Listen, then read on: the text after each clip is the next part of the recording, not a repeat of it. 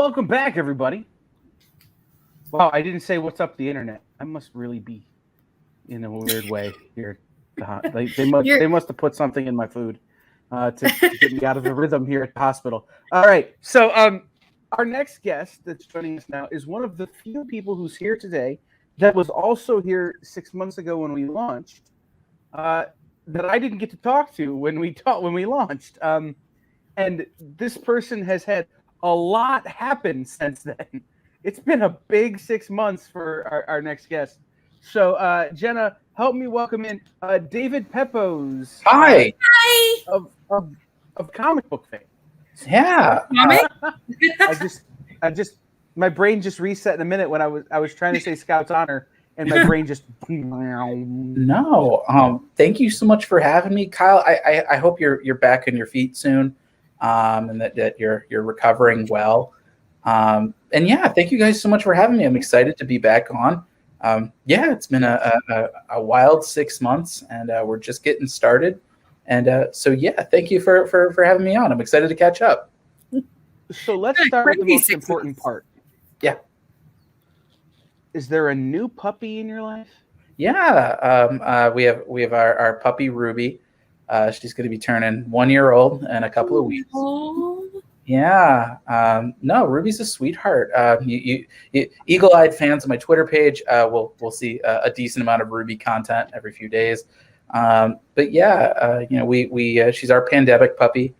We picked her up actually the same week that print copies of my Kickstarter series, the OZ. We got I think 15 boxes of that on a Wednesday, and then we picked up Ruby that Saturday. So yeah, she's a real sweetheart. I'd bring her on the show, but she gets very jealous when I do podcasts. So it's always for the best that she's in another room. Yeah, that's what I had to do with mine. Jena's having the same problem. Crying. Yeah, he's like crying and then all that. So my brother's out there with him in the living room, and he's in his vest because he has a back injury from a few months back. So he's just sitting there like, "Come back," and I'm like, yeah, that's Ruby to a T. She's a sweetheart, she's my furry little writer's assistant. What she lacks in polish, she makes up for in enthusiasm, which if that is not a way to sum up all of my writing, I don't know what is. So, yes, no. So thank you for the kind words about Ruby. And yeah, September 17th, that'll be her 1 year birthday. So we're very excited to celebrate. Happy birthday. Yeah. So, but in the last 6 months, yeah, we've had a book absolutely blow up in Scout's Honor. Thank you. And a successful Kickstarter in the OZ. Yeah. And like another one coming. Yeah. We're very excited. Yeah. For those who aren't familiar with my books, I'm running a Kickstarter right now for my series, the OZ. It's like, what if the Hurt Locker took place in the Wizard of Oz? It's about Dorothy. Yeah, that bit.ly link will take you directly to our Kickstarter page. It's about Dorothy Gale's granddaughter, who's a disillusioned Iraq war veteran who finds herself stranded in the war-torn land of Oz. After discovering the Wicked Witch's death actually caused Oz to fall into decades of brutal civil war. This new Dorothy's going to have to reunite her grandmother's former friends, the Tin Soldier, the Scarecrow, and the Courageous Lion, if she hopes to bring peace to the occupied zone, or as the locals call it, the OZ. So it's like when the Wicked Witch dead, it left a vacuum of power that now everybody wanted. Exactly that. It was one of those things. I grew up during the invasion of Iraq. I was in high school when all that happened. And when I was thinking about, fantasy stories that I could do a riff on, when I thought of the Wizard of Oz, and I thought, maybe Oz could be an acronym, and I thought occupied zone, it all kind of hit me like a bolt of lightning. I was like, yeah, the way that the original Wizard of Oz ended, that's not a happy ending. You kill two wicked witches, you convince the Wizard of Oz to leave, and then you click your heels together 3 times and split. No. That's not a happy ending. That's Baghdad. Yeah. And that became really the core themes of the book, where we're investigating trauma, in this case PTSD, in the military, as well as like what are the ethics of war, and and sort of, can you find redemption even in a battlefield on the other side of the rainbow? And so we're very excited to be coming back to Kickstarter. We are, I believe, at let's see, I think we're closing in on 500% funding right now. So we're really thrilled. And for anyone who missed our previous campaign, we've got digital and print catch-up options for people. All of our books are double-sized at 44 pages a pop, so you're going to get a lot of bang for your buck. And we've already announced our first digital comics extravaganza stretch goal, which our Emerald Army has already smashed through. So you'll be getting an additional 200 pages, I think even more, of bonus comics from just a murderer's row of indie talent. So we're very excited. That sounds so much fun. Really can't wait, because most of my family's all vets, and of course, my dad was over there in the 90s or whatever time you want to say it was. Yeah. So it'll be just like listen to his stories all over again, but with a nice little fantasy side piece. I like it. Well, once upon a time in another life, I was a newspaper reporter. And I covered primarily crime and state politics, but one of my sort of my mini beats, so to speak, was the local military scene. And so I interviewed a lot of veterans coming home. This was Berkshire County, Massachusetts, in 2009, sort of the height of the recession, in an already an economically depressed area. And it was really striking to hear all of their stories and to hear certain common threads, things like the feeling of alienation and isolation that they were feeling, just because it's so challenging to really accurately convey what it was like over there. And people dealing with PTSD and traumatic brain injury, and the feeling of going from a regimented but hyper vigilant environment to kind of coming back here where there's very little support. It's kind of very disorganized. It's really the Wild West, sink or swim. Yeah. And just, how do you reacclimate to that? And how do you find purpose? And I distinctly remember a guy telling me that, he would just go to the pool and he would just kind of hold his breath and he would just kind of curl up under the water for as long as he could, because that's how he felt. That's where he felt most calm and quiet and safe. Yeah. And I tried that until all of us kids would jump in with them, and then we turned into a competition, and then he would be like, I'm going to win this. Why are you even trying? Exactly. Like, well, that's what kids do, right? I mean, I think I was like 14, 15. Yeah.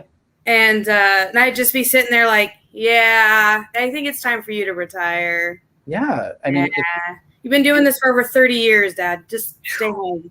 Yeah. I mean, it's just, it's honestly, it's an indescribable headspace to try to write in. And I often gravitate towards trauma as a theme in my work. And I think a lot of those interviews that I did, I think kind of helped inform that. And so I consider the OZ to be kind of a spiritual cousin to my breakout book, Spencer and Locke, which was sort of a gritty crime noir take on Calvin and Hobbes. Now we're taking like a fantasy war approach to the Wizard of Oz, and I really like the sense of scale and the epic stakes that we're able to inject into the story naturally. And people seem to really like issue 1, and I can tell you, issue 1 was the quiet issue. That's where we got all of our exposition out. That's where we introduced our new Dorothy and explained how the magical land of Oz became the war-torn occupied zone. The exposition's over. You've had your vegetables. Now we really get to put pedal to the metal and really floor it. And we've got some really, really cool, amazingly over-the-top action planned for issue 2. And artist Ruben Rojas and colorist Whitney Kogar and letterer DC Hopkins are just killing it. And this is going to be the sky's the limit for the OZ. So if you missed our first campaign, now is the best chance to get caught up. That's dope. Do you know how many issues you're planning, or you're just planning on going until you can? So we're planning on doing 3 Kickstarters. I had written this originally as 6 standard-sized comics chapters.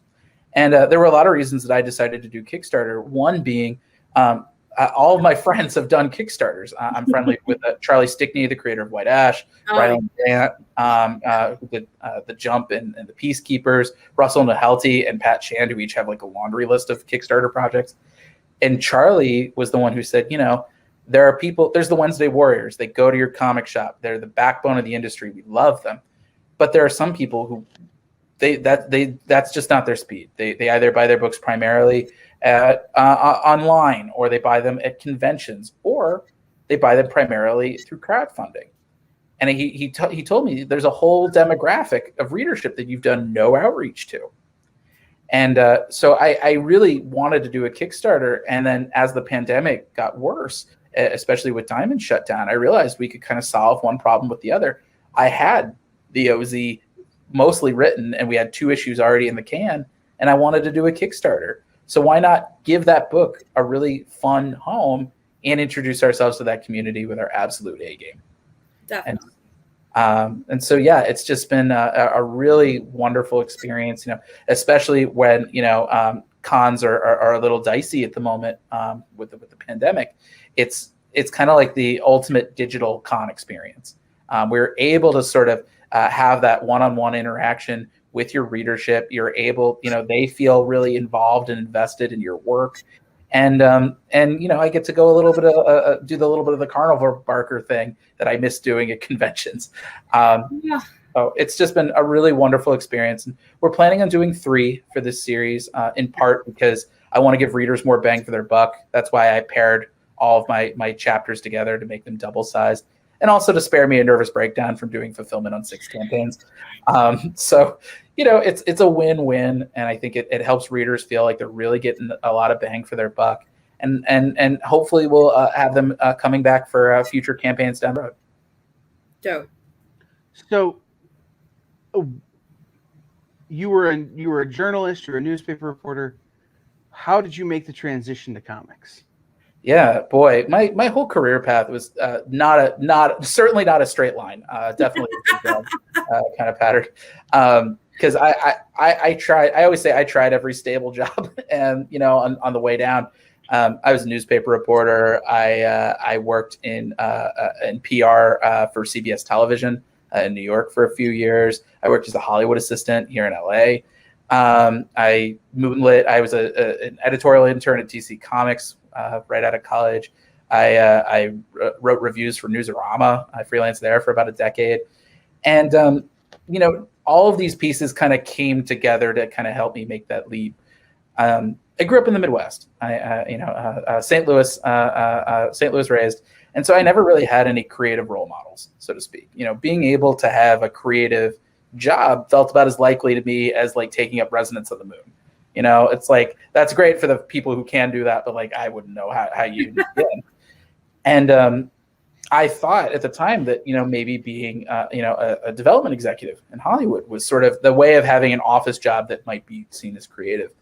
And so when I kind of tripped and fell into my PR job at CBS, and I said, I'd like to be more creative and do some more stuff there, everyone said, you have to move to Los Angeles. You have to move to Los Angeles. And I said, how do I prove that I can work creatively? And so I did everything I could on the side to kind of prove that. I took classes at Upright Citizens Brigade in both writing and performance.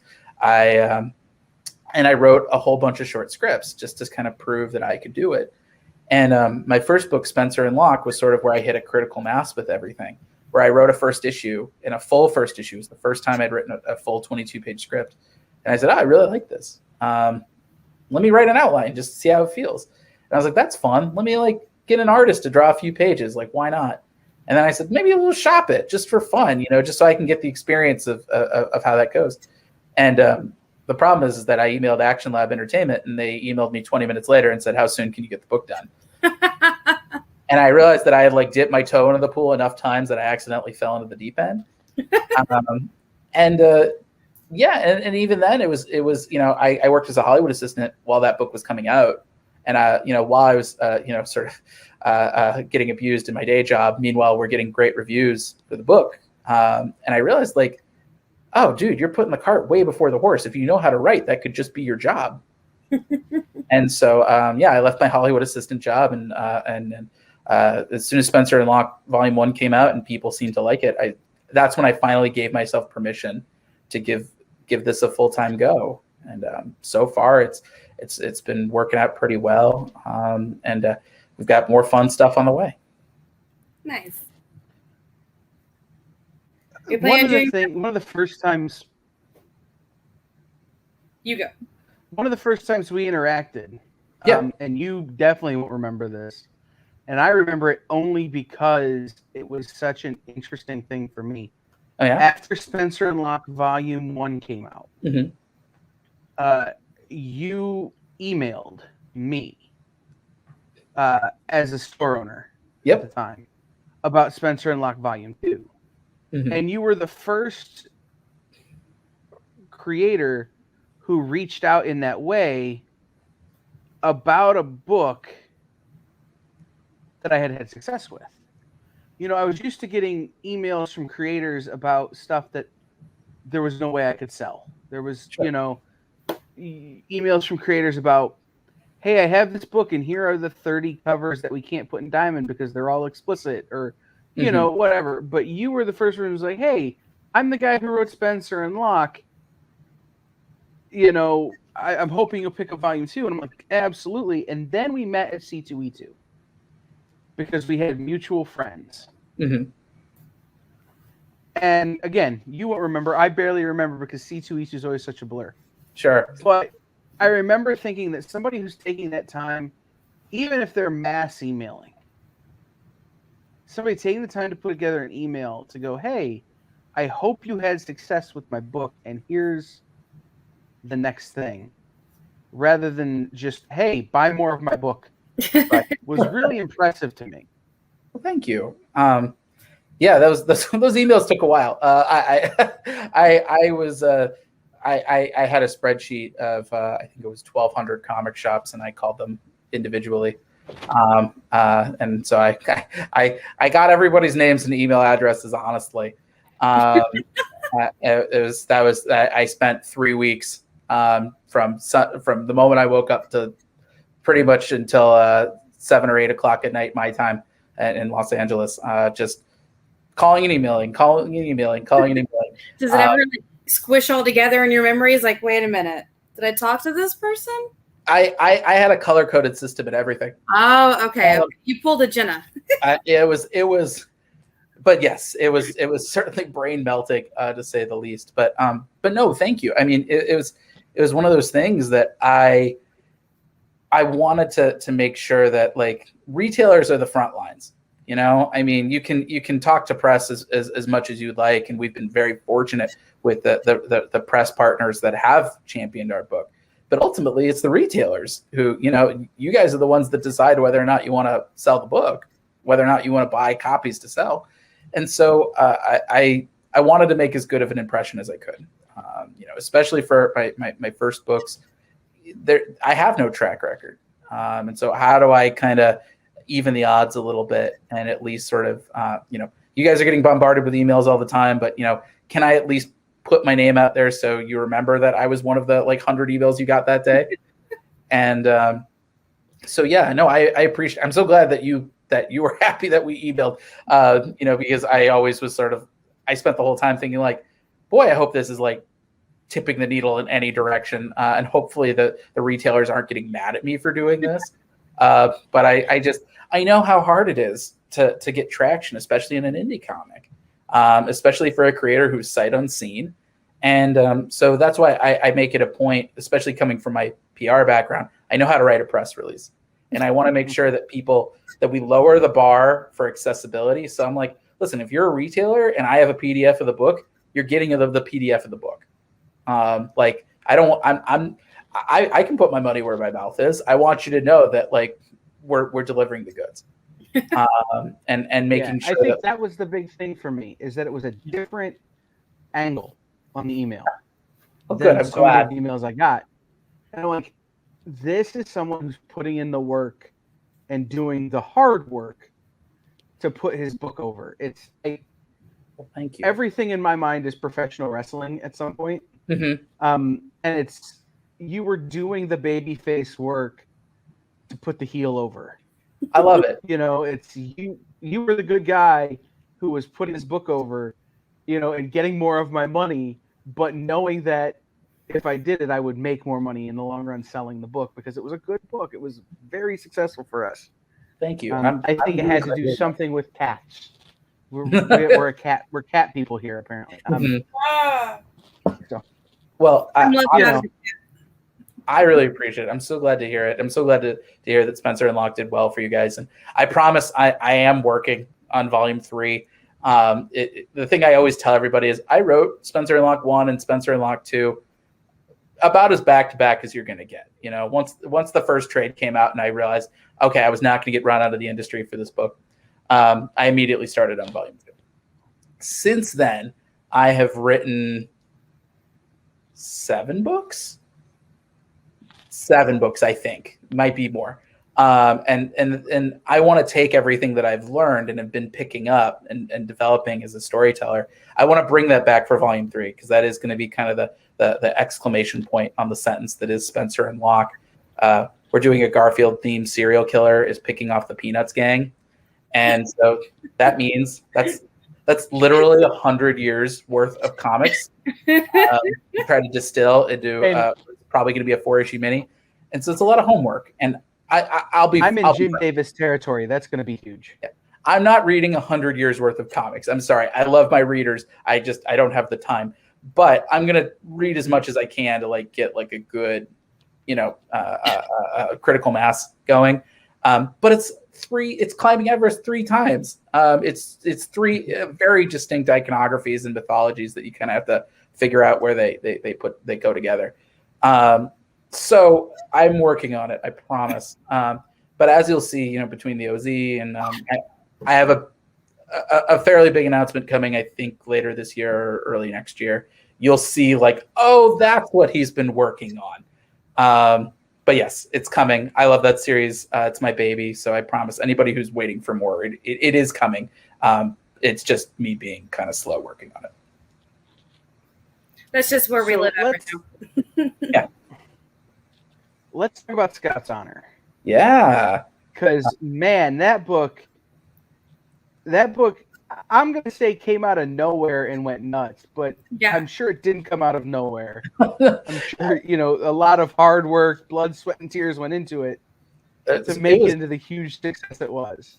Well, thank you for saying that, first and foremost. I never know how books are going to turn out. It's like the night before any book drops. I'm always sort of extremely nervous because I have no idea how people are going to react to this thing. And Scout's Honor, it's a book that was both a long time coming and also not at all a long time coming. I guess working with Aftershock was a long time coming. I've known Mike Martz, the editor-in-chief there. I've known him since I was in college. I interned for Mike when he was an editor at DC, when he was the Batman editor. And so back when Aftershock had its initial announcement and saying that Mike Martz was going to be sort of spearheading editorial, I immediately was like, this is a legit operation. If they've got Mike, I want to work there. And so I've been pitching Mike since Spencer and Locke came out. And what wound up happening was after years of wearing them down, they finally were like, okay, send us some log lines. And of course, I sent them a whole bunch that I had come up with, been thinking about for years, and Scout's Honor, which I had come up with the week before. And of course, they were like, that post-apocalyptic Boy Scout cult book. Let's flesh that out. Oh my goodness. And so yeah, it was a wild experience. It was jumping off a cliff and then kind of having to build my parachute on the way down. For those who haven't read Scout's Honor, it's kind of like Mad Max meets Mulan meets the Hunger Games. It's about years after a nuclear war, a cult has risen from the ashes, and their Bible is an old Boy Scout manual. And it follows Kit, a young initiate who has a secret. She's had to conceal her identity as a woman in order to pursue her calling as a Ranger Scout in this society that only allows men to serve. And what happens to Kit when she discovers her entire way of life was built on a lie? So, yeah, it was, that was a lot of firsts for me, that book. It's the first time I worked with editors. It's the first time that all the pressure wasn't directly on my shoulders. Every book I've done before or since currently, I'm recruiting everybody. I'm financing the book. I'm giving notes to everybody. I'm making sure everybody's hitting schedule. It's a lot, and this is the first time that I worked with editors who match made a creative team for me. They said, artist Luca Casalinguida is looking for his next book. And I've known Luca's work for a while. I'd actually approached him years ago about another project, and he was busy working on his small independent comic, James Bond. So I was like, yeah, I want Luca. And I remember Christina Harrington, the lead editor on the book, she said, how do you feel about Matt Milla on colors? And I distinctly remember saying to her, are we allowed to do that? Like, just because like Matt is like, I mean, I've been a huge fan of his work since his team up with Ron Garney on Daredevil. And so, that was like a big learning curve, is like, oh, I have editors. They're going to be the central conduit here. And they can kind of help decide like what battles are worth fighting and what's like, just, deal with it. It was also a much faster book than I've ever put together. I mean, Luca, I'm surprised like that we weren't seeing like burn marks in his pages. He was drawing so fast. Like he was delivering a new issue, I want to say every like 6 to 7 weeks, which is unheard of, especially for somebody as talented as him. And it meant that, like it was sort of like a bullet train of a book in the production side of things. And it was kind of nice. It forced me to be a little bit more nimble on things, figuring out like what things, do we have to make changes on anything, or is it going to throw Luke off of his schedule? And if there's a change that needs to be made, can it be made in lettering? Can it be made in coloring? Can I do some rewrites to pivot? And I think it made me a more nimble collaborator, and it allowed me to kind of give Luca and Matt and Carlos space to throw their own curveballs into the mix and to add their own contributions to things. Like I'm so used to kind of looking at everything as the buck all stops here with me, and I have to have a set vision on what I want, and realizing like, no, it can be a jam band. It can be more collaborative. You can give your collaborators more space and more latitude. So yeah, but I mean, I had no idea how the book was going to be received. It is a little bit of direct market counter programming in a way. And so I was so blown away to see like the critical response to that book. And it's certainly, it's my highest selling title to date. I was so grateful to see that people really seemed to get what we were going for with this book. And that it really seemed to resonate with, I think, a pretty wide swath of people. And so, yeah, Aftershock was right. They knew it was going to be a thing well before I did. And I'm very grateful to all the retailers and fans and press who really rallied around us to make it that way. I can definitely say like everybody loved it, because me, my husband, and my brother, all of us, we were like, okay, well, because we get everything Aftershock #1 in my house because I love everything they put out. We got it, and they were like, oh, give us more. And I'm like, that's what I said. I was like, oh, give me more. We signed up for it, got the patch, put the patch up with them, and I have every issue, and I love it so much. Oh, well, thank you. Go ahead. No, so that was the next question I was going to ask, was about the patch. Yeah, well, Aftershock did some really unique marketing. What, say, if any, or what role did you play in any of that? Oh, yeah. So it's funny. So Steve Rotterdam, SVP of marketing and communications, I believe is his official title at Aftershock. I've also known him since he was at DC. I met him when I was an intern. And so, Steve and I attribute Scout's Honor getting in there in part because I think Steve did a lot of legwork to really kind of be like, give this guy a chance. And so when they greenlit Scout's Honor, they greenlit it before the pandemic. I saw him, I think it was at Baltimore Comic-Con, and the very first thing he says to me is, we're doing merit badges, right? And I was like, you're in luck, because I have lots of merit badges in this story. And so, it was like an immediate, like, great minds thinking, like, I didn't design, I should say. I came up with the concepts for every single merit badge. And so I actually wrote in our first issue, there's some back matter where there's like little bits of backstory and mythology explaining the meaning behind all of these merit badges. And so, I came up, I think I gave them 14 merit badges. And I said, okay, here's the backstory for all of them.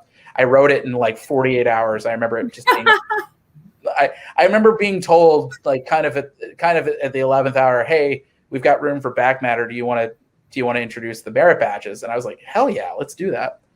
And it was really fun. I mean, it's kind of a unique way of world building that I hadn't done before, kind of making your own religion. And I think it spoke to me. I'm Jewish, and it's a religion that's kind of built on a spectrum, and it's built on literary analysis and interpretation. I mean, it's a whole religion built on like people like arguing with each other. Where there's and so the idea of kind of like giving different shades of meaning to sort of the concrete mythology, that's a very Jewish thing to do. And so I was just like, oh, like, that's cool. Like, I kind of, it's a book that kind of speaks to that side of my heritage that I don't think any of my other books have. I knew there was a reason I liked it so much. Yeah. Half my family's all Jewish. Oh, perfect. Well, we are glad to have you. I will say, to give a quick little pluggity plug, as Jena was saying, you have the merit badges that came out through the direct market. I believe once the trade paperback drops, September 22nd, there will be a 7th merit badge for that. But that's only half the merit badges. There are another 7 that exist. And I believe Aftershock has some plans for those. I think one of them is going to be saved for Comics Pro, or it did come out at Comics Pro. I think another one might be an Aftershock staff exclusive. Don't hurt me like that, man. But let me tell you, my Kickstarter, we actually have 2 more sets of all 14. It's one of our premier tiers. You can be the Ultimate Ranger Scout. You're going to get those 14 Ranger Scout badges from my personal collection. So yeah, it's super limited edition. It's the only place you can get all 14 in one spot. I don't know Aftershock's plans in terms of how they're releasing the rest of them. So I can tell you this much: as an Aftershock staff, I didn't get one. Oh, so this could be an email. Okay, yeah.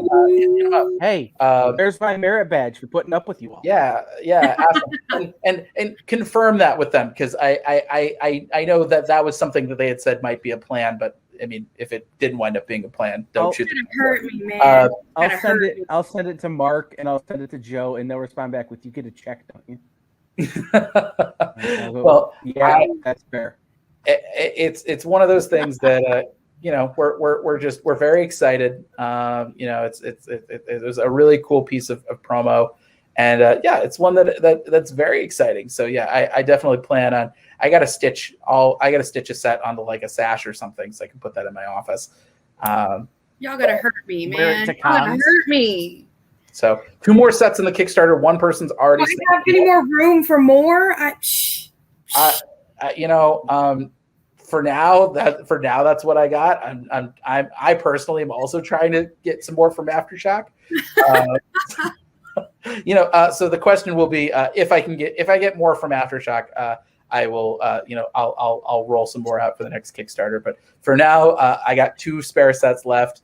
I promised some to my parents. I promised a set to my girlfriend. So this is all I got left. Become the Ultimate Yellow Brick Road Warrior and the Ultimate Ranger Scout Recruit. You can get it in our Ultimate tiers on the Kickstarter. So okay, I know Jena has some questions that she's been asking everybody, but I have a question that I've been trying to ask everybody, which is, do you remember your first local comic shop? What was it? Is it still around? I don't think it's still around. It was Cards, Comics, and More in St. Louis. What's interesting is I did not get my first comics in a comic shop because I grew up in St. Louis, Missouri. So it's not, it's like I had to have somebody drive me, from point A to point B. So my very first comics, my parents brought home. I got Amazing Spider-Man number 346. I got an issue of Captain America where he's fighting the Ice Serpent with Jack Frost. A Peter David issue of Hulk where he pours toxic waste on the Abomination's face. That one kind of freaked me out. And an issue of Silver Surfer where it was Adam Warlock versus Drax in the Soul Stone, or the Soul Gem. Those were the first 4 comics I ever got. I remember them clear as day. And then Infinity War #2, which made me realize that they all knew each other. But yeah, my very first comic shop that I went to, there was Cards, Comics, and More in St. Louis. I was really into the Greg and Tim Hildebrandt Marvel Masterpieces painted card sets, and so I was, this was pre-internet, so I was going there all the time, being like, hey, how do I get my holographic Apocalypse and Gambit cards? They're the only ones I don't have in the set. I think some other big ones. There was Heidi Ho Comics in Los Angeles. When I was in high school, I did a summer program at UCLA, and that was sort of like the first big comic shop that I just was like just sitting down and like reading all the trades. It was so much more expansive than like a Barnes and Noble that I would usually kind of sit in. And then let me see. Boy, why am I blanking on the name? I'm gonna. Well, Heidi Ho is definitely still there. Outer Limits in Waltham, Massachusetts. That was my college comic shop, and so they're still open. Wonderful shop. Great trade paperback selection, and I spent way more money than I could afford in college at the Outer Limits, so I owe them a lot. Cool. Like I said, one of our goals here is always to support the local comic shops. Yes. So I'm gonna, I wanted to ask everybody, what was your first local comic shop? What is your first memory of them, and are they still around? Yeah. No, I mean, for me, it was always especially, I grew up, pre-internet. And so being able to like catch up on like these really cool stories, that was always like my big highlight as a comics fan, because there was such a wide universe and I always felt like I was catching up. And so, and not only that, but it's like finding like, what are those new voices that are really going to pop out at you and really inform your taste as a reader, or if you're a creator, as a creator.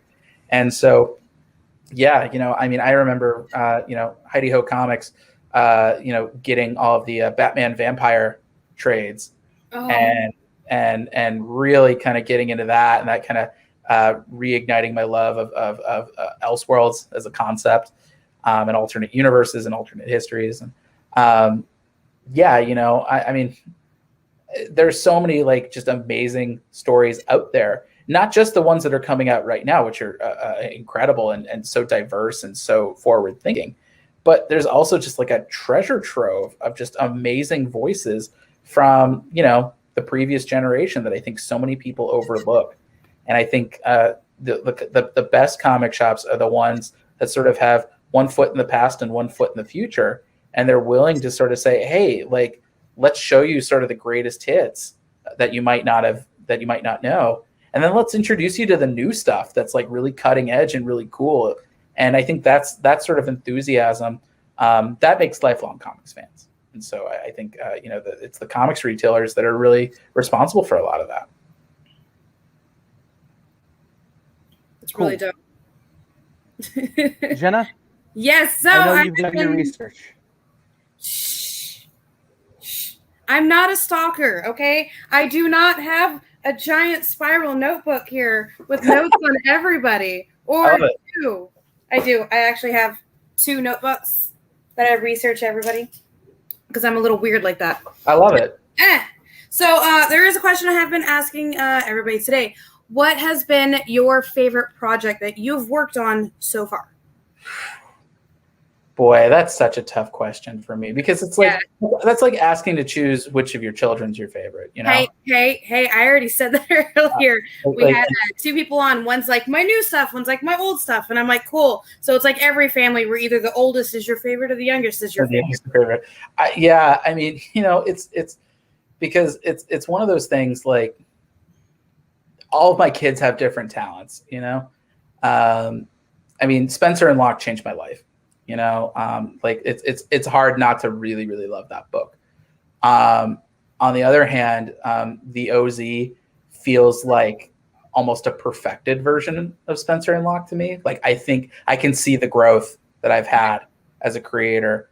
And it feels like a much bigger and more expansive kind of book. So, and then meanwhile, there's like Going to the Chapel, it's sort of like the scrappy, like the scrappy middle child. That it's easy to overlook that book because it's so different than anything else I've done. Yeah. But I have a real place of affection for it because it was so difficult to get anybody to believe into that book. And then when it came out, everyone was like, "Oh, this book's great." And I was like, "Yeah, where have you been the last 2 years when I pitched it?" So yeah, I mean, I Spencer and Locke's my baby. And so that might win by like a whisker, but ask me again in 6 months. Because I will say the book I'm working on right now might be even more fun. Yeah. And is certainly kind of the biggest swing I've ever taken. So depending on which way the wind's blowing, I'm going to say either Spencer and Locke or the OZ. Well, there we go.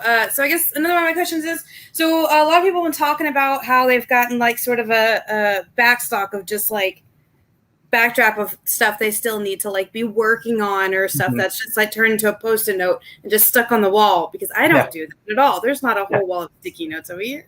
No, there's not a maybe could have been a serial killer with notes and things here. Of course not. But so what is like your way of like the things that you just think of randomly? Do you like write them down or think about them later or try to remember them? Yeah. Or do you even have stuff that you've just like not worked on? Yeah, no, well, I definitely have a backlog of stuff.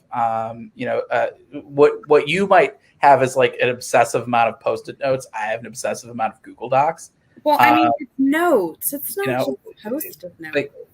Like, I often will repetition is a way for me to kind of like help flesh out and chisel through my work. And so oftentimes, even when I'm bored, I will just write out a list of like, these are the stories that I want to write next. And so I've got the list of titles and I kind of know exactly what they are. There are a couple other ways I write my notes down. Sometimes I'll talk to my girlfriend. I'm like, hey, what do you think about this? And sometimes we're like, especially if we're in the car together and I'm thinking about this, I'm like, oh, can you hit the record button? And so or I'm like, can you message me something on Facebook? And I just give her like a quick sentence. I'll message my buddies on Facebook too, just be like, hey, what do you think about this? And that's usually like a good way of like, okay, it's down somewhere, and I can always search through my message history to find it again. But yeah, do I have a backlog of stuff to be working on? Yes, 100%. I know what the next 10 books I want to write are. Okay. And that's not including if if I get another Scouts Honor kind of curveball where somebody's like, hey, what about doing something else? Or, if there's any license things that pop up. Yeah, it's definitely, there's never enough hours in the day. And especially, I'll admit I was writing a little bit faster before we got a puppy. But Ruby needs attention, and Ruby, she's a big believer in taking writing breaks. Yeah. And Peppo is the same way. Yeah. He's like, what are you doing? Let's go outside. And I'm like, no. She's very play motivated. So it's let's play tug of war. Let's let me nuzzle into you. Let me bury a bone in your side of the couch. So yeah. A bone. Yes, she loves burying stuff on my side of the couch, and then trying to dig it out. But yeah, I'm just trying to imagine it. What kind of dog is Ruby? She's a little Cairn Terrier, a little Toto dog. Oh, yeah, she's a little red Toto dog. So that's just like I'm imagining it, and it's adorable beyond adorableness. Absolutely adorable. Yeah, I was gonna say, follow my Twitter page. I at least post a photo of Ruby probably once a week, if not. Oh my goodness! Yeah, I'm pretty sure I post. So I have an Australian cattle dog, and he's cross-eyed. So he's all black and white, and then he has these bright brown eyes, and they look like this. Aww. And after his back injury, he has to wear a vest now because he's got IVDD. So he's got this big, giant, lime green, neon-looking vest on top of his black and white. Aw, no, that's sweet. I mean, it's having having a dog, it makes it all worthwhile. Yeah, I will say, Ruby seems to get whenever like good industry news happens. She was there, Scouts Honor, I think Scouts Honor came out about a month after we got Ruby. Yeah. And so she immediately knew like the change of energy in the room when the book came out and people seemed to like it. And I distinctly remember my next book when it got greenlit. I remember sort of the feeling of reading the email, seeing that, and Ruby immediately pounced on me. She was she could tell something changed and it was very exciting. Do you pull any inspiration from having her there with you, or do you where do you get your inspiration for a lot of the stuff that you do? Yeah. Where's that come from? It's a great question. I mean, our last terrier, Holly, was also a big inspiration, and she passed just before everything shut down with COVID. But our take on Toto and the OZ, heavily inspired by my former little Toto. My partner, she's a huge influence and inspiration. I started writing kind of to impress her. She's a voracious fiction reader. She's not a comics person, but I think that kind of helps ground me and helps make my work a little more accessible to civilians who might not be as well versed in the comic scene. My brain trust, my fellow Newsarama alums. I'm talking with them pretty regularly, sort of just stress testing ideas and being like, does this sound stupid? And then otherwise, I've come to realize that like my inspirations, creating is sort of the next step for me as a fan. Like there's you read the things because you really love them, and then you talk about the things because you really love them, and then for me, I've sort of made it my life.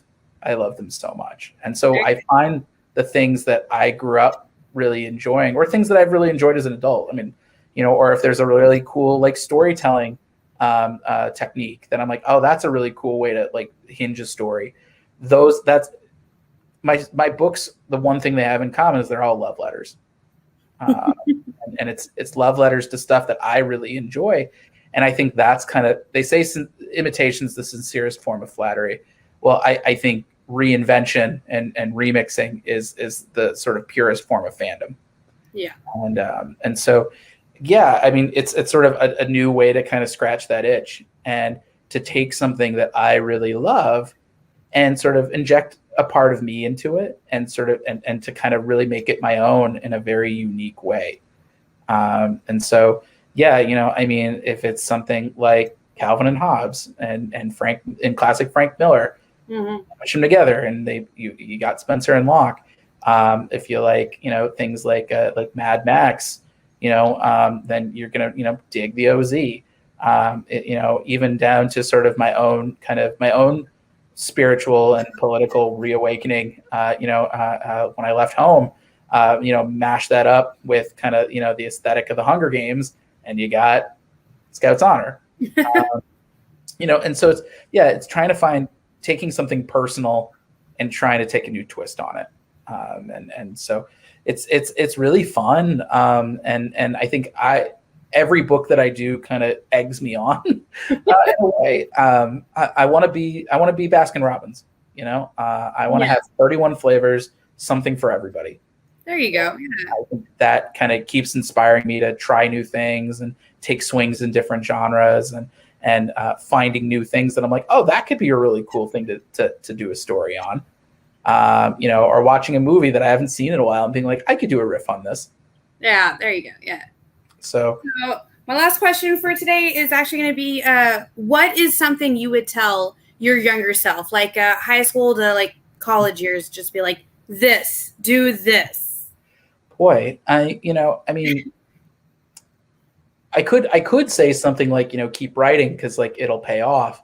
But to be honest, I don't think I'd be where I am if I did things differently. I needed that zigzag. You'd be shocked at how many skills I picked up as a newspaper reporter or working in PR or even working as an abused Hollywood assistant, that I use as survival skills in this career. And so I think just telling my younger self, like, it's going to seem uncertain, but keep the goal in mind. All of these setbacks are not setbacks. They're just detours, and you're going to get there. I think that's the only thing that maybe I wish I could have done differently, is that I am exactly where I wanted to be. There we go. It's just, I wish I had been a little less stressed out on the way there. Be like, chill, bro. Chill. Exactly. Just chill. Take a breath. Stop and smell the roses. Just keep working hard, and everything else will fall into place. All right. So is there somewhere, like a website for just you, or is it, where can people find you? Sure. Well, there are a lot of places people can find me online. You can visit Peopse on Twitter and Instagram. It's just my last name and first initial. You can follow David Pepose Comics on Facebook. You can visit my website at davidpepose.com. You can subscribe to my newsletter, Pep Talks, at bit.ly/pepnews. I send it out once a month to let my family know I'm still alive. And lastly, you can support the OZ's Kickstarter. It's at bit.ly/theOZcomic or the OZ Comic 2. Both links will take you to the same Kickstarter page. Because, we would love to have you join us as a Yellow Brick Road Warrior. So, I like that. Outside of the Kickstarter and outside of the newsletter and that kind of stuff, are there conventions you're doing? Yeah. Coming up? I'm scheduled for Rose City Comic Con in just a couple weeks. I'll probably be going to that, assuming that pandemic numbers cooperate. I'm scheduled for New York Comic Con, assuming that it's still on, knock on wood. As well as Baltimore Comic Con. The OZ is actually up for a Ringo Award. So we've got fingers crossed. If you're a comics professional, we'd love it if you voted for us for best single issue or story. And then we're waiting to hear back on Emerald City Comic Con. I think everything's a little bit up in the air with the pandemic. But, as long as it seems safe to do so, and people will sort of remain, considerate and masked up and making sure they're not bringing a pandemic to a convention. We're very excited to see our fans again. It's been too long. Yes. Everybody stay safe out there. Yes. I think that's really it. Is there one last, we have 5 more minutes. Is there a little something you want to tell everybody, or? Yeah. I guess I would say, with the OZ, we're, we've just marked, we're almost at the halfway point for our Kickstarter campaign. We're making terrific numbers, but we've still got more stretch goals to hit, including once we hit $30,000, which we are actually only about $900 away from that. Wow. We will unlock a unique painted set of cards by artist Rachel Persephone. Just really beautiful stuff. We've got all sorts of really cool rewards for whatever level of budget you're at. We've got, digital and print catch-up tiers for both issues if you missed out in the first campaign. If you're a collector, you can get all 4 covers for issue 2 for the price of 3, or you can get all 9 covers we've released for the price of 7.5, I believe, for issues 1 and 2. We've got some fun, unique stretch goal, or some unique rewards, including Skype session with me, where you can I can give you notes on your script. I can give you advice on a Kickstarter or how to do comics publicity or navigate Hollywood. You can get drawn into the book by series artist Ruben Rojas. We've got a couple cameo slots left. You can get an original commission from Ruben, any character you want. We can do a black and white head sketch. They are beautiful. We have a couple from the last campaign on our Kickstarter page, as well as some limited edition handcrafted Spencer and Locke plushies. If you're a fan of our, we've got, I believe, 2 left of that. As well as the 14 Ranger Scout badges. So you gotta hurt me. You always gotta hurt me like this, man. You just gotta. They're ultra rare for the heaviest of high rollers. We are just we're trying to give back to our fans, and we're trying to make this as accessible as we can. Which is why even just for $10, you get the 44-page PDF of the OZ number 2. You get the first issue PDFs of Spencer and Locke and Going to the Chapel, plus my script for the issue, plus Ruben Rojas's raw inks, Whitney Kogar's untouched colors, our digital comics extravaganza, which is going to be 200 plus pages of bonus comics from people like Justin Jordan, Rylan Grant, Clay Adams, Brenton Langell, Kat Kalamia, and more. And some more fun stretch goals as well. We've also got our social stretch goals. If you see my pinned tweet on Twitter, every 50 retweets that gets, we're going to give new rewards to people. We just unlocked a cool new print for all of our physical backers that's free. Just going hard with all the unlocks, aren't you? Kind of sounds like Ruby's trying to get your attention now. Ruby is very jealous that I'm on a podcast. Well, let's not keep her waiting too long. It's super great to have you here. Absolutely. Thank you guys so much for having me, and thank you for all your support of my work over the years. It really means the world. Thanks. Bye. Thank you. All right, guys. So that is going to do it for the first 2 parts of the first day of our 2-day post anniversary. We're going to take an hour off so Jena can have some dinner, I can get some rest, and we're going to be back in just about an hour from now with Henri Compen, Behemoth Comics, Danny Fingeroth, and Red Stylo Media. So we will be back in just about an hour from now. It'll be Jena and Miss Jen, and we will see you then. Thanks, Jena.